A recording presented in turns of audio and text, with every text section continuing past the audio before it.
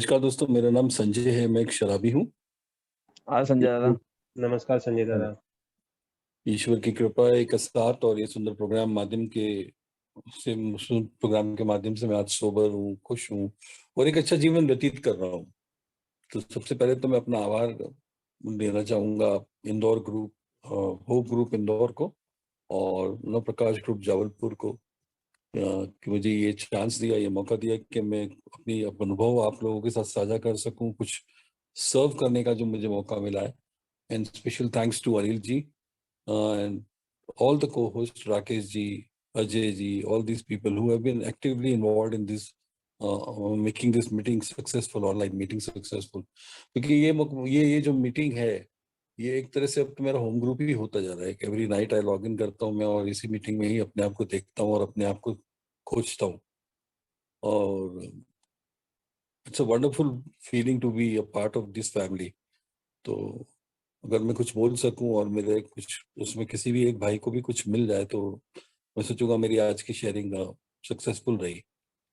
तो दोस्तों, टॉपिक पे एकदम नहीं आऊंगा, मैं थोड़ा सा अपना बैकग्राउंड में थोड़ा सा एक इंट्रोडक्शन देना चाहूंगा क्योंकि कुछ नए भाई भी हैं। मैं रुद्र जी को वेलकम करता हूँ अल्कोहलिक्स अनोनिमस में और ये कहना चाहूंगा कि आप बिल्कुल सही जगह है। एंड ओनली थिंग इज कि आपके कोई भी पर्सनल एजेंडाज या थॉट्स हो, मैं समझता हूँ कि अभी चल रहे होंगे रिगार्डिंग रिकवरी को लेके आइडियाज होंगे, उसको कुछ एक दिन के लिए आप अलग रखिए and just try to be in the meetings and just try to relate करने की कोशिश करें कि ये मीटिंग्स में जो हमारे अच्छे अच्छे शेयरर्स शेयर करेंगे and see if you can get something out of it. बस यही बोलना चाहूंगा दोस्तों। तो दोस्तों, एक इंट्रोडक्शन के रूप में यही बोलना चाहूंगा कि मैं बॉम्बे को बिलोंग करता हूँ और एक एवरेज मिडिल क्लास फैमिली का हूँ। इकलौता लड़का था, 3 सिस्टर्स थी और मेरी शराब भी ऐसी शुरू हुई थी, एक नॉर्मल, जैसे नॉर्मल लड़कों की शुरू होती है। हालांकि एक डिफरेंस ये था कि हमारी फैमिली में, क्योंकि सभी एयरलाइन को बिलोंग करते हैं, एयरलाइंस में काम करते हैं, तो शराब घर में भी चलती थी, पार्टीज हो या कुछ भी हो। तो मुझे उसकी नॉलेज जो है घर से ही मिली है और उसमें कोई मुझे वो बाहर सीखने की जरूरत नहीं पड़ी थी, घर में ही सब चलता था। एंड इस तरह से मेरी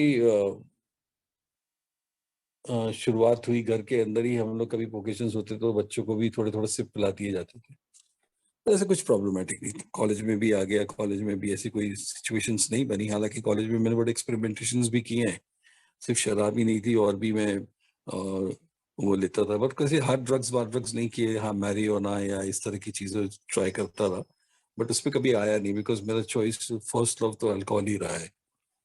और ऐसे ही चलता रहा। उसके बाद मैं जॉब में आया, मुंबई में एक ट्रैवल कंपनी में जॉब करता था, वो ताज होटल से अफिलिएटेड थी। वहां पे मेरी ड्रिंकिंग शुरू हो गई थी।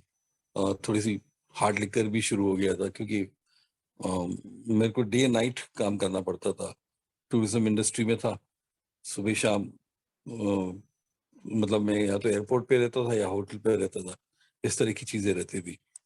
तो इस वजह से डे नाइट का कोई हिसाब नहीं रहता था। तो वहाँ मेरे ये रहता था कि सब फ्रेंड्स एंजॉय करते थे तो मैं भी ड्रिंक्स लेने लगा था दोस्तों। बट कुछ चीजें हुई, मेरे डैड एक्चुअली फिल्म इंडस्ट्री में थे और वो डिस्ट्रीब्यूटर थे, तो उनकी कुछ फिल्में फ्लॉप्स हो गई और उसके बाद बड़े क्राइसिस भी आ गई हमारे घर में। एंड कुछ ये डिसीजन बने, क्योंकि हमारे जो ताऊ जी थे, ये जॉइंट फैमिली बिजनेस था, तो ताऊ जी की डेथ हो गई। तो ये डिसीजन हुआ कि डैड ने ये डिसीजन लिया कि मेरी बड़ी सिस्टर की शादी भोपाल में हुई थी, तो बोले हम भोपाल चले जाते हैं।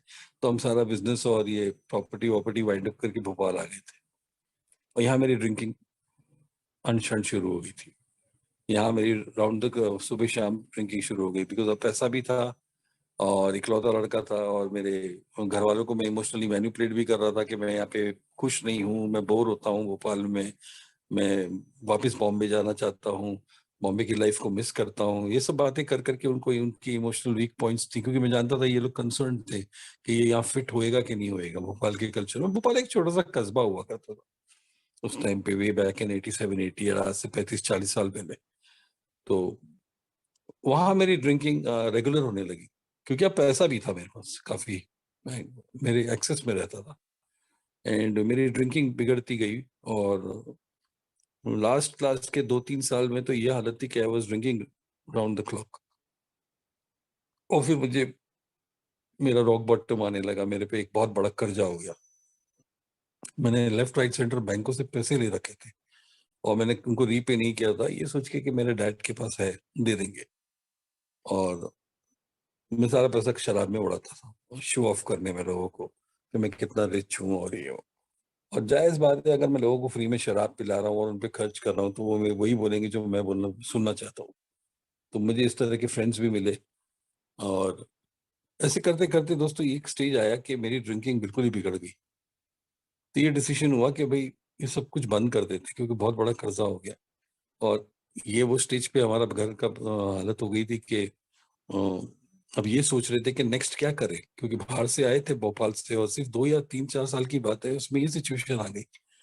तो एक तरह से उनको लगा कि हमारा डिसीजन फेल हो गया। मेरे फादर को ये लगने लगा, मेरे फादर को गिल्ट आने लगा कि मेरे इस डिसीजन की वजह से शायद ये इस तरह से पीने लग गया है और इसके ये खुश नहीं रहता है।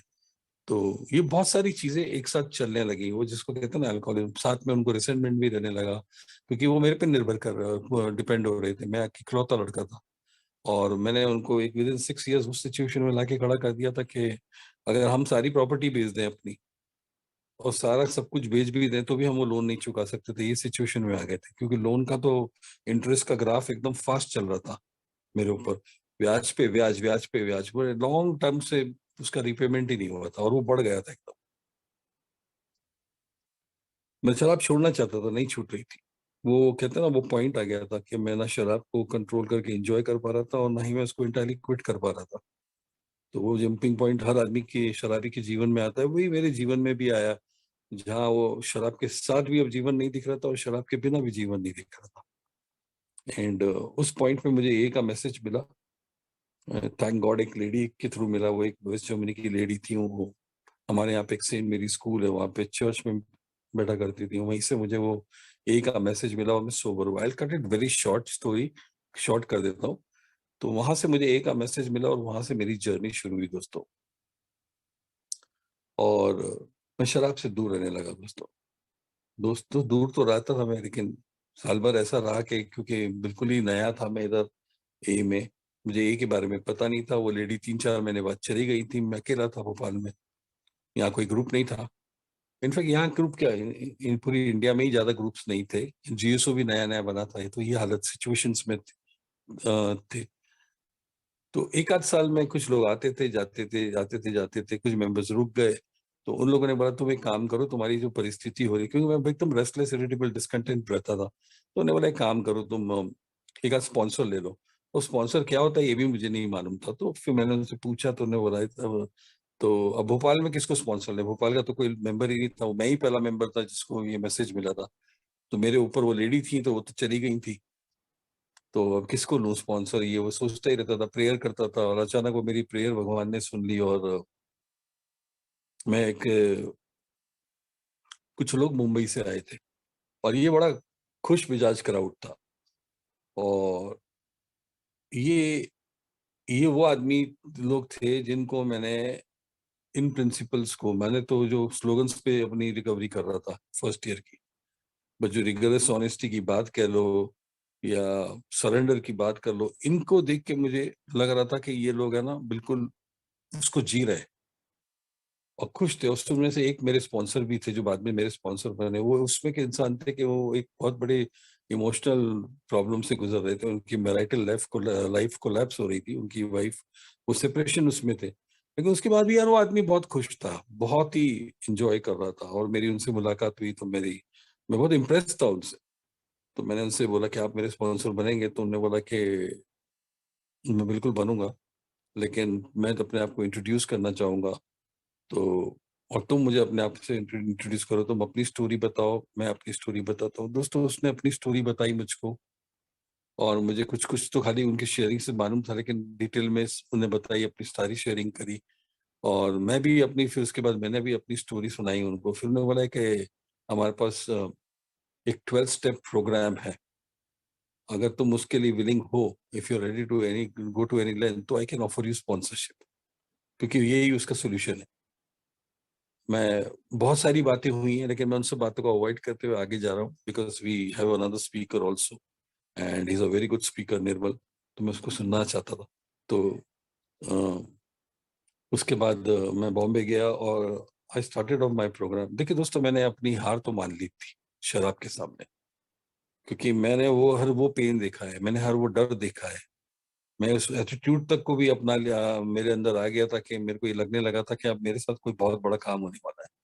क्योंकि अगर मैं अपनी विल लगाता रहा और ऐसे ही चलता रहा, और मैं हर कोशिश करता रहा दोस्तों, लेकिन मैं जीत नहीं पा रहा था। लेकिन ए में आके जब मैंने अपने घुटने टेक दिए और ये मान लिया कि मैं शराब के सामने जीत नहीं पाऊंगा, तो मैं शराब से दूर हो गया था। तो शराब से तो दूर मैं हो गया था, इसलिए मैंने मान लिया था कि मैं शराब के सामने शक्तिहीन था। लेकिन मुझसे कोई बड़ी शक्ति है जो मेरे जीवन में काम करेगी, जो हमारे लाइफ में इंटरेस्ट रखती है, जो हमारे लाइफ में इम्पैक्ट करना चाहती है। ये बात मेरे से मैं उगल नहीं पा रहा था। दोस्तों, मैं जब अपने स्पॉन्सर के साथ बैठा हुआ था और बात कर रहा था, और मैं जिस तरह से उनको देख रहा था कि उन्हें अपनी स्टोरी बता रहे थे, उनका जो पेन था जिससे वो गुजर रहे थे, उसके बावजूद यार वो कसम से वो मतलब वो खुश रह रहे थे यार।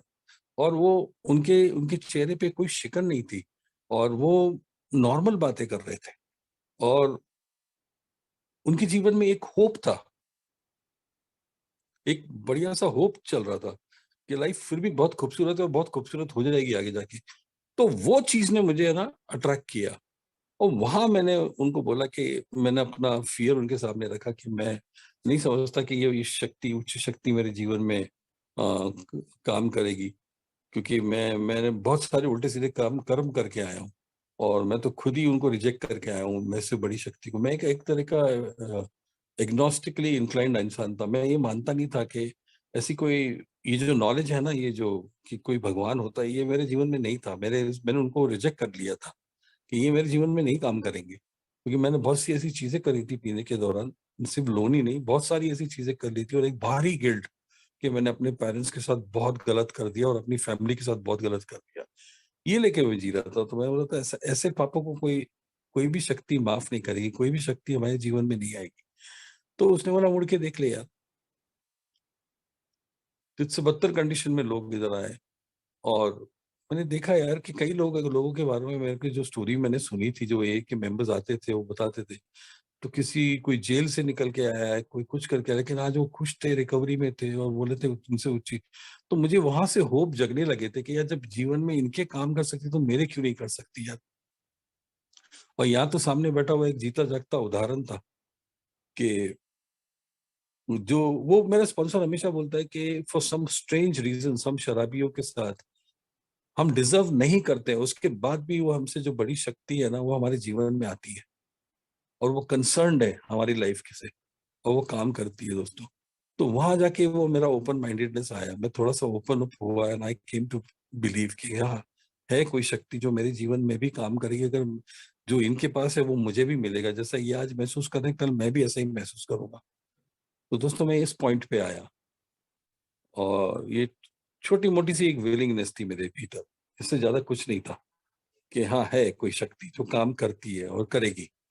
बस ये था, I was willing to believe. But when I came to the third step, जहाँ पे हम कहते हैं ना कि सरेंडर करना है इस शक्ति के सामने, और वो अब मेरे जीवन की मैनेजिंग डायरेक्टर है, तो दोस्तों इसके लिए मैं रेडी नहीं था। क्योंकि मेरे जीवन में एक बहुत बड़ा फियर चल रहा था मेरे लोन्स को लेके। और मुझे ये लगता था कि यार ये लोन चुकाने के लिए मुझे बहुत सारी ऐसी चीजें करनी पड़ेंगी जो सही नहीं है, जो नॉर्मल तरीके से नहीं हो पाएगा, क्योंकि मेरे पास कोई बिजनेस ही नहीं था। और स्वाभाविक है यार, जब बिजनेस ही नहीं है तो फिर चुकाऊंगा कहाँ से, कैसे चुकाऊंगा। तो और बैंक मेरे प्रपोजल्स में दे रहा था सेटलमेंट के, तो उसके लिए रेडी नहीं थी, वो मानने को तैयार नहीं थी। तो ये फियर जो था ना, ये फियर मेरे मेरे माइंड को नेगेटिव कर रहा था, और मैं यही सोच रहा था कि मैं अ, इस फियर के ऊपर मुझे काम करना पड़ेगा। तो मैंने दोस्तों, मुझे पुराने मेरे जो थॉट्स थे, आइडियाज थी, वो मेरे दिमाग को चल रही थी कि मुझे एक बैंक से पैसा लेना पड़ेगा, उसको कुछ दिन तक उसकी ईएमआई, उसके पैसे रुका के रखने पड़ेंगे, इस बैंक को चुप कराना पड़ेगा, इधर से मेरे को ओवर फाइनेंसिंग करानी पड़ेगी। छोटी सी प्रॉपर्टी अगर 2 लाख की है, तो मैं उस पर 7 लाख फाइनेंस करा लूंगा, 5 लाख का झूल करूंगा। मेरा माइंड पूरा इन कचरे से भरा हुआ था दोस्तों। और यहाँ पे ये हमारा टॉपिक आता है, लीप ऑफ फेथ, क्योंकि यहाँ वो फेथ का क्वेश्चन आता है दोस्तों। वो फेथ क्या होता है? दो टाइप के फेथ होते हैं दोस्तों। कुछ होते हैं सेट्स ऑफ बिलीफ्स जो हमको मिलती हैं, जिसपे हम एक्शंस लेते हैं। लोगों के लोग ये बिलीफ, जरूरी नहीं है कि ये रिलीजियस ही फेथ हो, लेकिन मेरे केस में ये रिलीजियस था, क्योंकि मेरी मदर एक बहुत रिलीजियस लेडी थी। तो जैसे आज श्रावण महीना है, तो मेरी मदर हमेशा बोलती थी कि शिव जी को, जो शंकर जी हैं, उनको दूध और जल चढ़ाओ, इससे तुम्हारे प्रॉब्लम सॉल्व हो जाएंगे। रुद्राभिषेक करो, ये सब करो, तो इनसे भी तुम्हारी प्रॉब्लम सॉल्व हो जाएंगी। देखिए, मैं सोबर तो चल रहा था, लेकिन मैं इस फेथ के साथ भी जी रहा था, इस फियर के साथ भी जी रहा था। मैं अपने फियर को अपने तरह से डील करना चाहता था। मुझे फियर के ऊपर एक्शन लेना था। और दोस्तों, मैं ये पहले ले चुका था, और हमेशा ये मैंने देखा है कि फियर अपने आप में इतना प्रॉब्लम नहीं है, जितना प्रॉब्लम हम फियर के ऊपर एक्शंस लेने से क्रिएट कर देते हैं। एक्चुअली ये प्रॉब्लम प्रॉब्लम नहीं रहता है फियर, अगर उसको छोड़ दिया जाए तो। बट उसका सोल्यूशन ढूंढने में मैंने ज्यादा प्रॉब्लम्स क्रिएट करी थी दोस्तों। मैंने एक बैंक का प्रॉब्लम सॉल्व करने के चक्कर में 3 बैंकों से लोन ले रखे थे, और उन 3 को सेटल करने के लिए ऐसे total there 16 banks in Bhopal जिनके मेरे को पेमेंट करने थे। तो वो फियर को मैं अपनी विल से डील करने की कोशिश कर रहा था दोस्तों। और यहाँ मैं जैसे कहा ना कि क्वेश्चन फेथ का आ रहा था, तो वो फेथ काम नहीं कर रहा था। तो मेरा जो फेथ है, जो मैं हिंदू हूँ, तो वो उसके बावजूद भी ये लोन्स मेरे उतरने थे। और एक सेकेंड टाइप का फेथ होता है, जो हम होप के बेस पे कोई एक्शन लेते हैं, जब कोई उच्च शक्ति हमारे जीवन में इंटरवीन करती है, और जब हम होप के बेस पे एक्शंस लेते हैं, तो वो फेथ हमारे लाइफ में आता है। एंड दोस्तों, वो फेथ का जीता जागता उदाहरण मेरे को अल्कोहलिक्स एनोनिमस में मिल चुका था, कि जब मैंने वो न्यूज जो मैसेज पढ़ा था कि अगर आप अल्कोहल से पीड़ित हैं, तो हम we have an answer for you, यहाँ पे ये मीटिंग्स होती हैं, आप आ जाइए। और उसको देख के मैं इस होप से गया था, हालांकि बहुत ज्यादा होप नहीं था, इस होप से गया था कि शायद मेरी शराब छूट जाएगी अगर मैं यहाँ गया तो। एंड दोस्तों, वो इवेंचुअली हुआ है, मेरे जीवन में हुआ कि बाद में मैं जब ए में आया, तो मैं शराब से तो दूर हो ही गया था। तो वो जो one day at A time का इन्होंने बोला, प्रोग्राम दिया, ये दिया, तो वो जो उसके बेस पे एक्शंस मैंने लिए, वो एक्शंस की वजह से मैं सोबर हुआ। अब ये जर्नी जो होती है ना, सेकंड सेट ऑफ फेथ की जो मैं बात कर रहा हूँ, जो एक गिफ्ट के रूप में हमें मिलता है, ये वही है जो self will say God will की तरफ जाते हैं, या ओल्ड आइडिया से न्यू आइडियाज की तरफ जाना होता है, या जो कहते हैं ना, फियर से फेथ की तरफ जाने वाली बात। ये वो जर्नी शुरू होने वाली थी दोस्तों। कि ये वो सेट ऑफ एक्शंस की बात कर रहा था, ये प्रोग्राम जो है, जो अगर मैं लूं ये होप के साथ कि ये मेरा फेथ है, ये आएगा मेरे लाइफ में, तो वो हो जाएगा। ये सोच के मैं दोस्तों एक इस पड़ाव पे पड़ा हुआ था हमने दोस्तों। अब कहते हैं ना कि फियर, करेज की बात आती है यहाँ पे।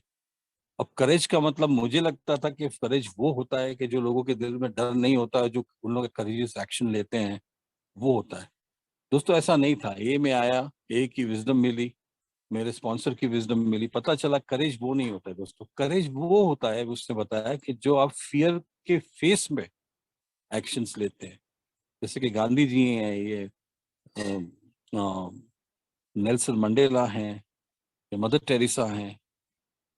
मेरी मदर मेरे लिए जीता जागता एग्जाम्पल थी दोस्तों। मेरे जब फादर फिल्म इंडस्ट्री में थे, जब अच्छे समय चलता था, तो मराठा मंदिर में जब भी कोई भी हमारी फिल्म का प्रीमियर शो होता था, तो वो जो लीडिंग एक्टर्स होते थे उस फिल्म के, उसके बगल में एक सीट मेरी मदर की खाली रहती थी। उस लेडी को मैंने उस लेडी को उस फिल्म, मेरे डैड के जब बिजनेस बंद होने की कगार पे आ गया, बॉम्बे में अगर फिल्म इंडस्ट्री में फिल्म्स आपकी फ्लॉप हो जाती हैं, तो आप मान के चलिए, उस जमाने लैंडलाइंस चलते थे, तो अगर आपकी लैंडलाइन भी कट जाए ना, तो समझ लीजिए वाकई आपके घर में गरीबी आ गई है। आज लैंडलाइन कटना एक नॉर्मल बात होगी, लेकिन उस जमाने में लैंडलाइन बहुत बड़ी चीज होती थी। अगर आपके पास कोई फोन है, तो आप बिल्डिंग में अगर रहते हैं और आपके वहाँ फोन है, तो आप बड़े रिच माने जाते थे। तो अगर वो भी कट गई है ना, तो समझ लीजिए कि आपके वहाँ, और फोन कॉल्स जो पहले आते थे, जब उसकी फ्रीक्वेंसी बहुत कम हो जाती है ना, कि आपको कॉल आना बंद हो गए, तो समझ लीजिए आपकी वक्त खत्म हो गई है। तो दोस्तों, मैंने उस लेडी को अपने उस फेथ पे, अपने उस भगवान पे भरोसा रख के इस फियर के सामने, इस फाइनेंशियल फियर के सामने हम लोगों को बड़ा करते हुए देखा।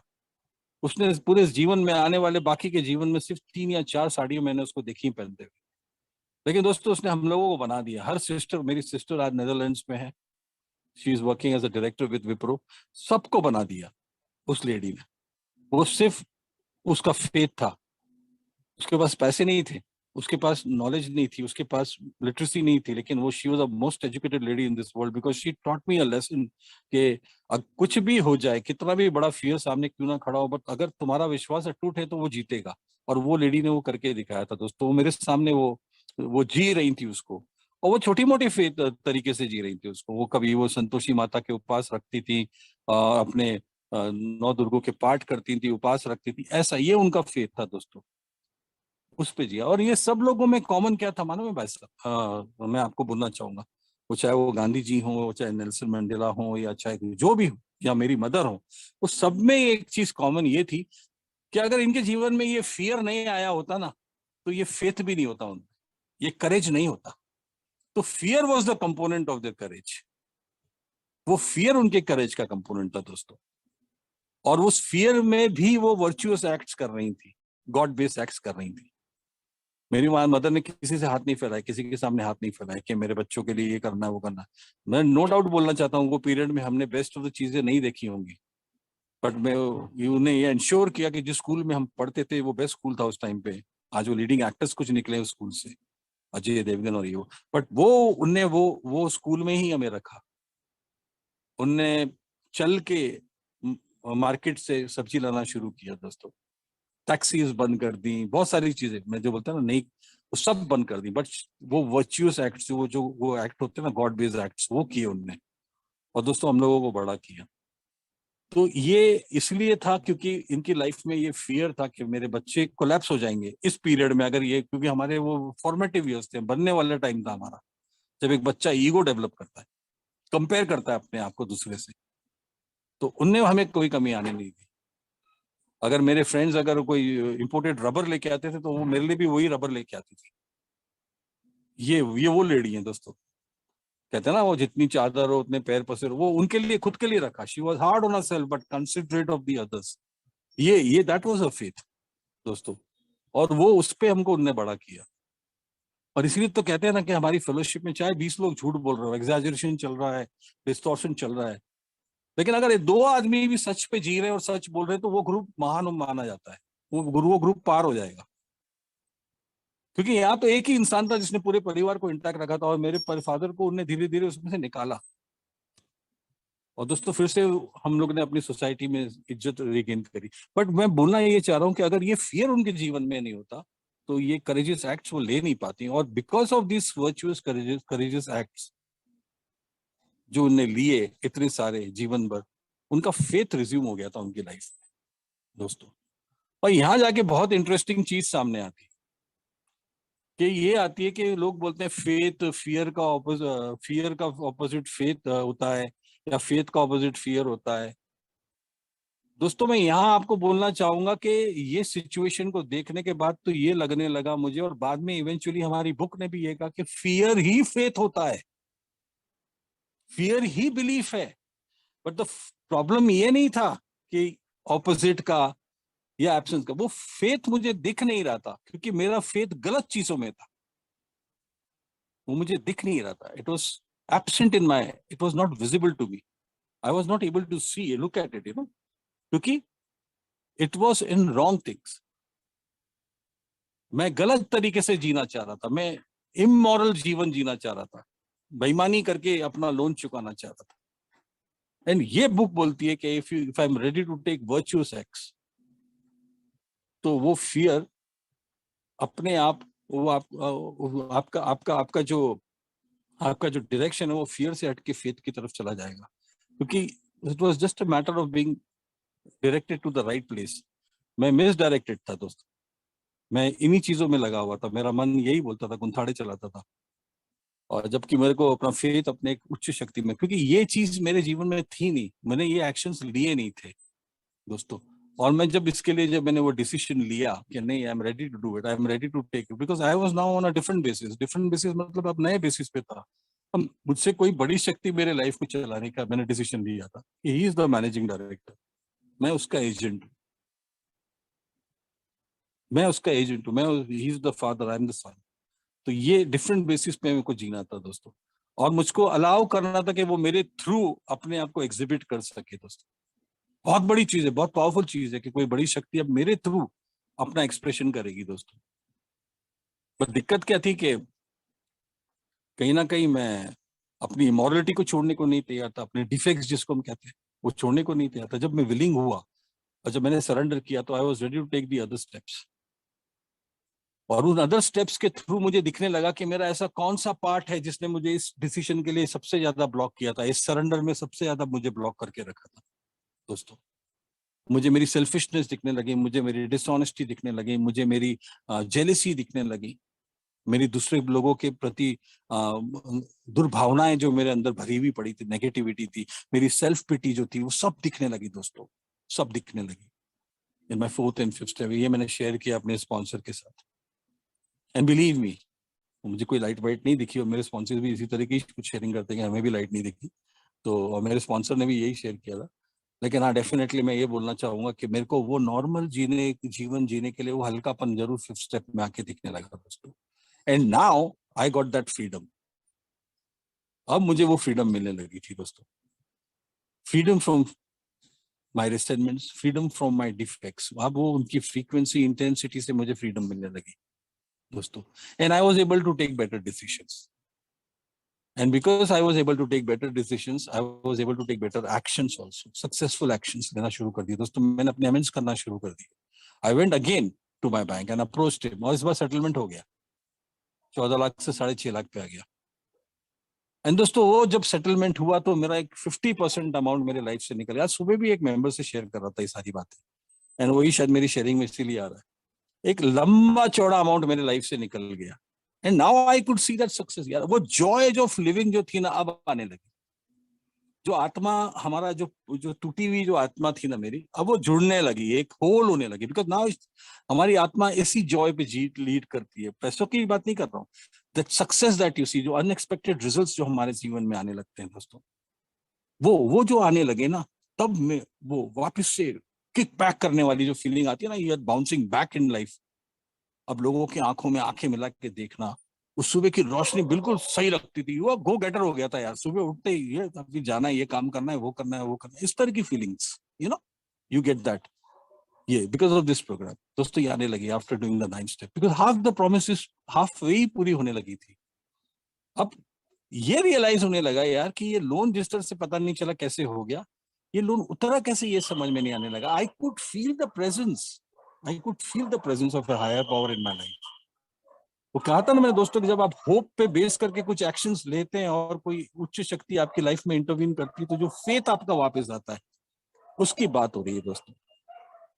उसके बाद दोस्तों मैं अपने आगे के स्टेप्स करना शुरू किए। मैं डेली बेसिस पे इन चीजों को देखता था जो मेरे को ब्लॉक कर सकती है मेरे उच्च शक्ति से, और दोस्तों मैं उन पे काम करता था। And then I came to the step, ये करेजियस एक्ट्स ले लेके ये 4th 5th 6th 7th 8th 9th 10th 11th करने के बाद कुछ अमाउंट तक मेरे अंदर ये आस्था तो आ चुकी थी कि अब वो मुड़ के देखने की जरूरत नहीं पड़ेगी यार। सी मैंने अपनी ओल्ड आइडियाज, मतलब मुझे रियलाइज हो गई थी वो चली गई हैं, कास्ट साइड हो गई हैं। अब कुछ न्यू आइडियाज पे मेरा जीवन चलना शुरू हो चुका था।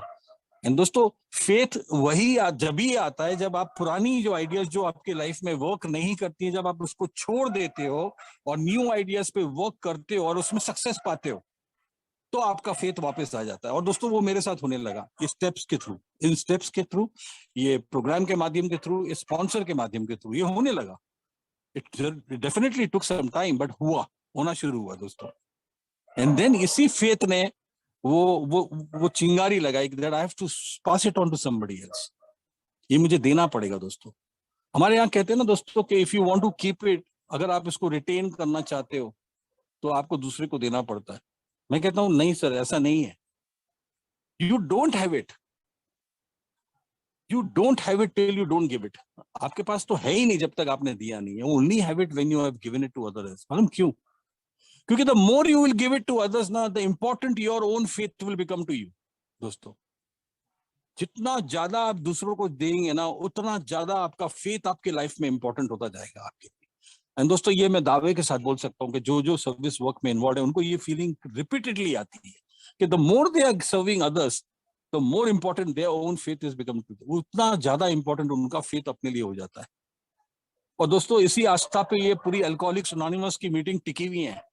चाहे वो कोविड जैसी चीज भी आई और चली गई, लेकिन मीटिंग सुबह आप देखना, ऑनलाइन मीटिंग ऑन हो गई लोगों की, आप 8 बजे 9 बजते ही जबलपुर की जब मीटिंग का होस्ट बोलता था तो ऐसा लगता था मंदिर की घंटी बज गई है। वो होप दे देता था खड़क से, उसकी आवाज सुन के मुझे होप मिलता था।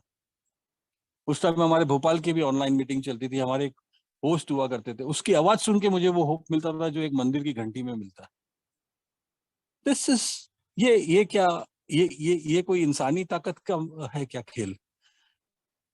नहीं, ये जो हुआ ना दोस्तों, ये जो दूसरों को देना शुरू किया, दूसरों से मिलना शुरू हुआ, दिस वाज दैट छलांग। छलांग एक्चुअली, लीप का अगर कोई पर्यायवाची शब्द बोलेंगे तो प्रैक्टिसिंग की बात बोली जा सकती है। Leaping is actually like practising. I was practising now my faith in life, in my life, in other people's life, because faith had to work. Faith को मेरे में भीतर भी काम करना था और दूसरों के जीवन में, थ्रू मी भी दूसरों के जीवन में भी काम करना था दोस्तों। Because now I had realise the importance of faith in my life. जो मेरी माँ को आज मुझे रियलाइज होता है यार कि मेरी मदर किस चीज पे टिकी हुई थी। आज मुझे रियलाइज होता है कोई लॉजिकल आंसर नहीं थे किसी भी चीज के, कोई भी सिचुएशन को डील करने की कोई उसके पास रिसोर्सेज नहीं थे, बट उसके पास वो फेथ आ गया था और उसने सब पलट दिया। एंड दोस्तों, मैं आपको बताना चाहूंगा कि ये वो हीरा है जिस जैसे एक हीरे के अलग अलग एजेस होते हैं ना, इस हीरे के भी, इस फेथ के भी, इस प्रोग्राम के थ्रू जो मिलता फेथ है, उसके भी अलग अलग एजेस हैं। जैसे सीकर्स हैं, प्रेयर्स है, मेडिटेशन है, सर्विस है दोस्तों।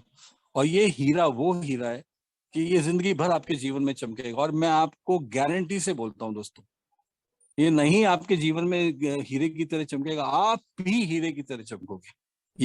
ये मेरा फेथ है आपके लिए, मैं आज आपको पास ऑन करने आया था। And I think I have done my bit. I would love to listen to Nirmal. मैं एंशियसली वेट कर रहा हूँ that he will come and share. So with this note, I will end my sharing here. Thank you so very much, all of you, कि आपने मुझे ये बोलने का मौका दिया. But believe me, I'm telling you, I just came here to leave alcohol, but I got something much more than alcohol. Alcohol से दूर रहने के अलावा बहुत बड़ी चीज मेरे जीवन में आई दोस्तों. I got my faith back. So thank you all so very much. Thank you once again, Now Prakash Group Jabalpur. Thank you once again, Hope Group Indore.